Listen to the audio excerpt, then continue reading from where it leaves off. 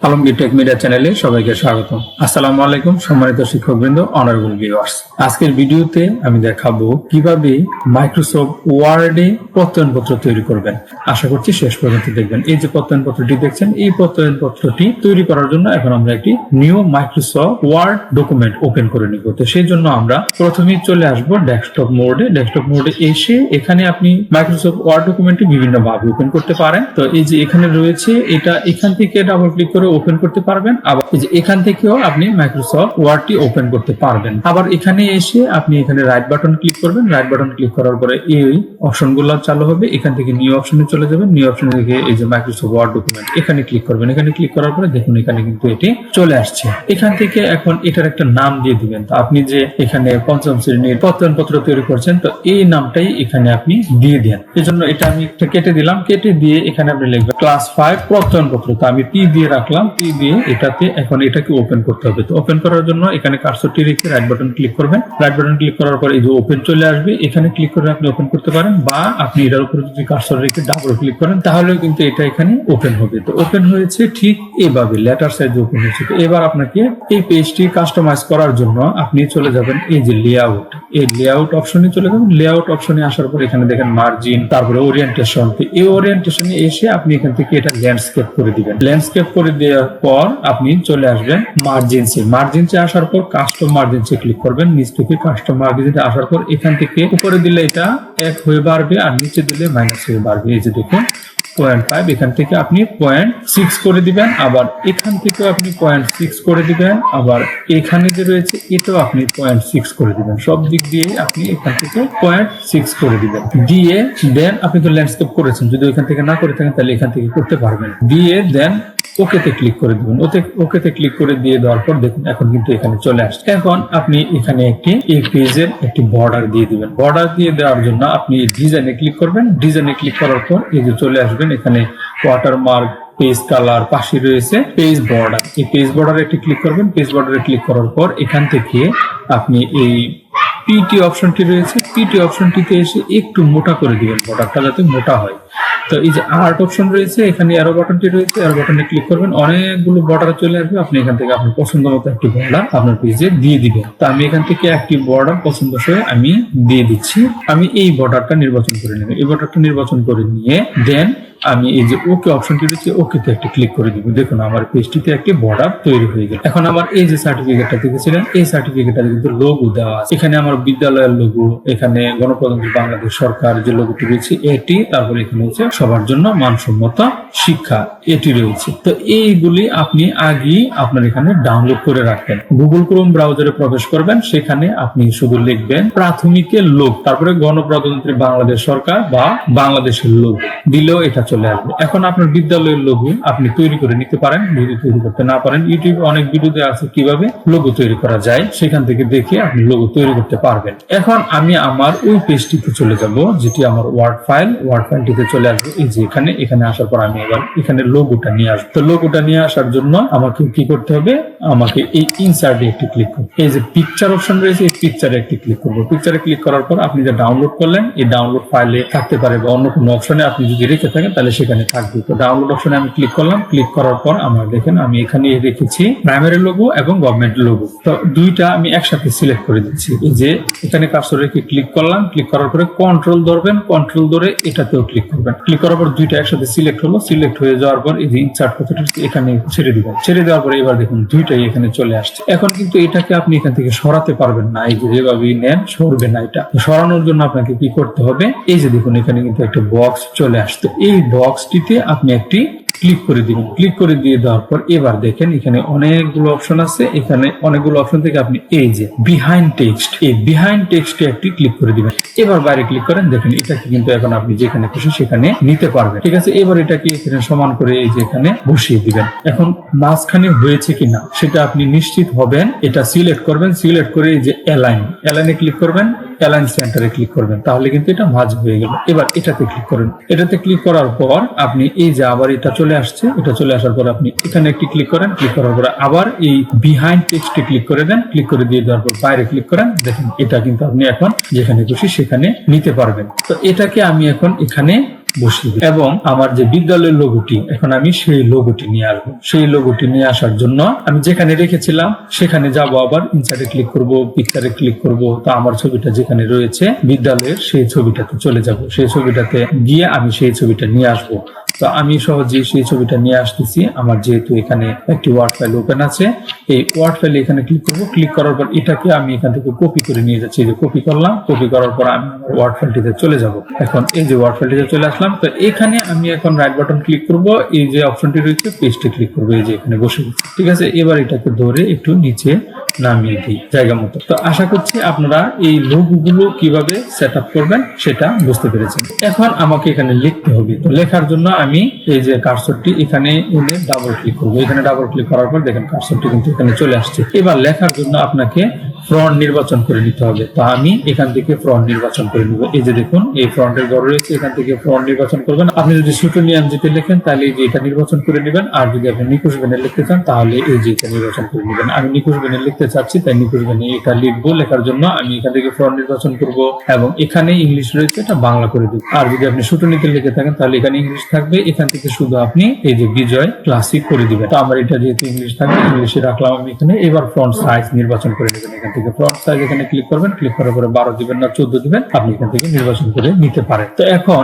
আমি যেটা লিখবো এখানে আপনি হুবহু ঠিক সেটাই এখানে লিখে দিতে পারেন। এই যে দেখুন আমি এখানে লিখে দিলাম গণপ্রজাতন্ত্রী বাংলাদেশ সরকার প্রাথমিক ও গণশিক্ষা মন্ত্রণালয় প্রাথমিক শিক্ষা অধিদপ্তর। এখন এটাকে একটু দিক করে এখানে কিন্তু সমান করে দিবেন। এটা এই যে দেখুন এই বরাবর এটাকে একটু সমান করে দিবেন। সমান করে দিয়ে দেন এই যে দেখুন এটার সাইজ কিন্তু রয়েছে 20 এবং এটার সাইজ রয়েছে 18 এবং এটার সাইজ রয়েছে 16। তো এভাবে কিন্তু আপনি ফ্রন্ট সাইজটাও ঠিক করে নেবেন। এখানে লিখবেন সিরিয়াল, দেন আপনি এন্টার দিয়ে নিচে চলে আসবেন। নিচে চলে আসার পর এখানে আপনি যা লিখবেন তা হচ্ছে আপনার বিদ্যালয়ের নামটি এখানে লিখে দিবেন। দেখুন আমার কিন্তু ঠিক এখানে বিদ্যালয়ের নামটি রয়েছে। তো আমি এখানে বিদ্যালয়ের নামটি লিখতে গেলে অনেক সময় লাগবে। আমি এখান থেকে কপি করে নিয়ে যাচ্ছি। কপি করে নিয়ে দেন আমি এই যে এটাতে এখানে শুধু পেস্ট করে এই যে পেস্ট করে দিলাম। এখন এখানে আমি আমার বিদ্যালয়ের নাম লিখলাম, আপনি আপনার বিদ্যালয়ের নাম লিখবেন এবং এটার নিচে আপনি যেগুলো লিখবেন সেগুলো হচ্ছে এই যে উপজেলা, আপনার উপজেলার নাম লিখবেন, আপনার জেলার নাম লিখবেন। এখন এটা আমি এখানে যেভাবে লিখলাম আপনি ঠিক আপনার বিদ্যালয়ের নামটাও এভাবে লিখবেন এবং বিদ্যালয়ের প্রতিষ্ঠার সন এমএস কোড এখানে লিখে দিবেন। দেন এন্টার বাটন দিয়ে নিচে চলে আসবেন। এখন এখানে আপনাকে একটি ছোট্ট বক্স নিতে হবে, নিয়ে সেই বক্সে আপনাকে লিখতে হবে প্রত্যয়নপত্র। তো আমি এখন এখানে প্রত্যয়নপত্রের জন্য একটি বক্স নিয়ে নিচ্ছি। এই শেপটি আমি কোথা থেকে আনলাম? এই শেপটি আনার জন্য আপনি ইনসার্টে চলে যাবেন, ইনসার্টে গিয়ে শেপে চলে আসবেন, শেপে চলে এসে এই যে এটা নির্বাচন করবেন, নির্বাচন করে এই যে এটা এইভাবে এঁকে দিবেন এবং এটাকে আপনি ফাঁকা করবেন কিভাবে? এখন দেখুন এখানে অনেকগুলো অপশন চালু হয়েছে। এখান থেকে এই যে শেপ ফিলে ক্লিক করবেন, নো ফিলে ক্লিক করবেন, এই যে চলে গেছে। এবার শেপ আউটলাইন মোটা করবেন কিভাবে? আউটলাইন মোটা করার জন্য এই যে এই লাইনে একবার ক্লিক করবেন, ক্লিক করে দেন শেপ আউটলাইনে যাবেন। শেপ আউটলাইনে গিয়ে এই যে ওয়েট থেকে আপনি এটাকে বাড়িয়ে দিবেন। বাড়িয়ে দিয়ে এবার এই প্রত্যয়নপত্র কথাটি এই ঘরের ভিতরে আপনি লিখে দিবেন। আশা করছি এই শেপটি কিভাবে নেবেন বিষয়টি বুঝতে পেরেছেন। এবার এটি মাঝ বরাবর হলো কিনা সেই জন্য এটাকে একটু ধরে এই দিক সেদিক করবেন। দেখেন এই যে একবারে মাঝ বরাবর হচ্ছে। এটা লেখাটাকে একটু এদিকে করে দিবেন। এদিকে করে দিয়ে আপনি এটা যে কোনো ভাবে আপনি এটাকে এখান থেকে মাঝ বরাবর করে দিবেন। দেখুন প্রত্যয়নপত্রের নিচে যে ভাষাগুলো আপনি লিখবেন আমি সেই ভাষাগুলো এখানে লিখে নিলাম। এই মর্মে প্রত্যয়ন করা যাচ্ছে যে নাম আপনি নাম দিয়ে দিবেন, পিতার নাম দিয়ে দিবেন, মাতার নাম দিয়ে দিবেন। সে বালুয়াকান্দি এক সরকারি প্রাথমিক বিদ্যালয় থেকে 2023 শিক্ষাবর্ষে 5ম শ্রেণীতে অধ্যয়ন শেষে ধারাবাহিক চূড়ান্ত মূল্যায়নে অংশগ্রহণ করে এই গ্রেডে উত্তীর্ণ হয়েছে। তার শিক্ষণের অর্জিত মাত্রা আপনি এখানে অর্জিত মাত্রাটা দিয়ে দিবেন। মাত্রা দিয়ে তার শ্রেণী রোল এত এবং ভর্তি বই অনুযায়ী জন্ম তারিখ। আমি তার সর্বাঙ্গীন মঙ্গল কামনা করছি। এখানে তারিখ দিয়ে দিবেন। এখানে দেখুন প্রধান শিক্ষকের স্বাক্ষরশীল দিবেন এবং আপনার বিদ্যালয়ের নাম থাকবে। এই কিন্তু টোটালি মোটামুটি একটি প্রত্যয়নপত্র কিন্তু তৈরি হয়ে গেল। এখন এই প্রত্যয়নপত্রটি হচ্ছে ওয়ার্ডে তৈরি করা। আপনিও কিন্তু ওয়ার্ডে এই প্রত্যয়নপত্রটি তৈরি করে আপনার শিক্ষার্থীকে দিতে পারেন। এবং আমি যে প্রত্যয়নপত্রটি দেখিয়েছিলাম সেই প্রত্যয়নপত্রে কিন্তু একটা ওয়াটারমার্ক ছিল। এই যে দেখুন ওয়াটারমার্কটা কিন্তু এটা। তো আমি এখন যেটা তৈরি করলাম সেটাতে কিন্তু ওয়াটারমার্ক নাই।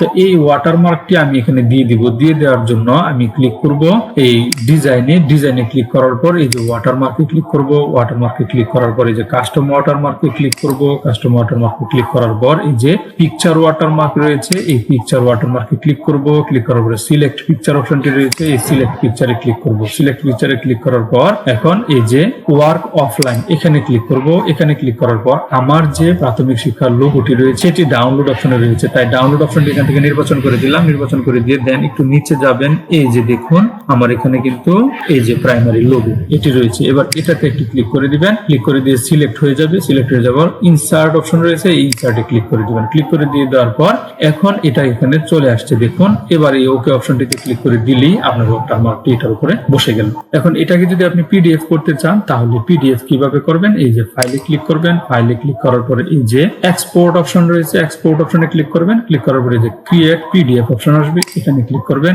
এখানে ক্লিক করার পর এখন আপনি এটাকে কোথায় সেভ করতে চাচ্ছেন, তো আমি এটা ডেস্কটপে ছিল, আমি এখান থেকে এটা ডেস্কটপ নির্বাচন করে দিলাম। নির্বাচন করে দিয়ে যে পাবলিশ কথাটি রয়েছে পাবলিশে ক্লিক করে দেন। পাবলিশে ক্লিক করে দিয়ে তারপর আপনার প্রত্যয়নপত্রটা কিন্তু এখন পিডিএফ হয়ে গেছে। এই যে পিডিএফ হয়ে যাওয়ার পর এটার চেহারাই কিন্তু অন্যরকম হয়ে গেছে। তো আশা করছি আপনারা কিভাবে সুন্দর একটি প্রত্যয়নপত্র তৈরি করবেন বিষয়টি বুঝতে পেরেছেন। এই যে দেখুন এখন কিন্তু পিডিএফ ফরম্যাটের মধ্যে ওয়াটারমার্কটি চলে আসছে। এখন দেখুন ওয়াটারমার্কটি দিয়ে দেওয়ার পর এখন কিন্তু আরেকটি কাজ বাকি রয়েছে, এই যে এই বক্সটি আপনি কিভাবে নিয়ে আসবেন। এই বক্সটি আনার জন্য আমি আমার এই যে ওয়ার্ড ফাইলটি রয়েছে ওয়ার্ড ফাইলটিতে চলে আসলাম। এখানেও আপনি বক্স বানাতে পারেন, এখানেও কিন্তু আপনি বক্স বানাতে পারেন। ওই বক্সের মধ্যে আপনি আপনার শিক্ষার্থীর অগ্রগতিটা লিখবেন, সেই জন্য এখানে ক্লিক করবেন। ক্লিক করার পর দেন আপনি এই ইনসার্টে ক্লিক করবেন। ইনসার্টে ক্লিক করার পর এই যে টেক্সট বক্স রয়েছে টেক্সট বক্সে ক্লিক করবেন, ড্র বক্সে ক্লিক করবেন। এখানে একটি ঘর এঁকে দিবেন, এই যে এঁকে দিলাম আমি। দিয়ে দেওয়ার পর এখানে আপনাকে টেবিল নির্মাণ করতে হবে। তো টেবিল বানানোর জন্য আপনি ইনসার্টে ক্লিক করবেন, টেবিলে ক্লিক করবেন, এখান থেকে টেবিল চলে আসবে। এখানে কলাম থাকবে 3টা এবং রো থাকবে 5টা, আমি দিয়ে দিলাম। দিয়ে দেওয়ার পর এবার আপনি এটাকে এই যে এখানে ক্লিক করবেন, সিলেক্ট হয়ে যাবে। সিলেক্ট হয়ে যাওয়ার পর হোমে চলে আসবেন। হোমে আসার পর এখান থেকে ফ্রন্ট নির্বাচন করে নেবেন। আমি নিকুশে লিখছি তাই নিকুশ দিলাম, আপনি ছুটনি দিতে পারেন, আপনার ইচ্ছা অনুযায়ী আপনি এখান থেকে ফ্রন্ট নির্বাচন করে নেবেন। এবং ফ্রন্ট সাইজ আমি দিয়ে দিলাম এখানে 18। দিয়ে দেওয়ার পর এবার ক্লিক করলে দেখেন বাইরে কিন্তু বর্ডারটা দেখা যাচ্ছে। এটা যাতে মুছে দেওয়া যায় সেজন্য আপনি এটার উপরে কার্সর রাখবেন, রেখে ডবল ক্লিক করবেন। ডবল ক্লিক করার পর এই অপশনটা চলে আসবে।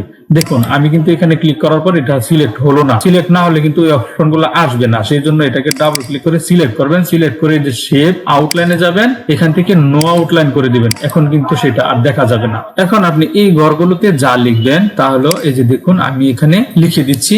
এই যে দেখুন একবারে কিন্তু চলে আসছে, আমি একসাথে লিখে দিলাম সবকটা। দেন আপনি এই যে ঘরটা একটু বড় ছোট করে নেবেন। এখান দিয়ে এদিক দিয়ে আপনি একটু লম্বা করতে পারেন। এই যে এটাকে ধরবেন, ধরে এই যে টান দিবেন, টান দিলে কিন্তু এটা লম্বা হয়ে যাবে। তো এই যে এখান থেকে ঘরটাকে বড় ছোট করতে পারবেন এবং এই লেখাটাকে আপনি মাঝ বরাবর যদি নিয়ে আসতে চান। এখন দেখুন এই ঘরের ভিতরে আমি যা লিখলাম, এখানে দেখুন এই যে নম্বর, গ্রেড, শিক্ষণের অর্জিত মাত্রা 80 থেকে 100%, ক গ্রেড অতি উত্তম, 60 থেকে 79%, খ গ্রেড উত্তম, 40 থেকে 59%, গ গ্রেড সন্তোষজনক, 40-এর কম হলে ঘ এটা অগ্রগতি প্রয়োজন। তো এখন এটাকে একটু আপনি বোল্ড করে দিতে পারেন বা আপনি এটাকে একটু মাঝ বরাবর নিয়ে আসতে পারেন, সেজন্য এটা সিলেক্ট করবেন। সিলেক্ট করে দেন আপনি এখান থেকেও করতে পারেন। এই যে এখানে ক্লিক করলে এটা মাঝে আসবে, আবার এই যে লেআউট অপশনে গিয়ে যদি এখানে ক্লিক করেন তাহলে এটা মাঝ বরাবর চলে আসবে। এবার এটাকে একটু বোল্ড করে দিবেন, আপনি হোমে চলে আসবেন। হোমে চলে আসার পরে যে বি তে ক্লিক করবেন, এটা বোল্ড হয়ে যাবে।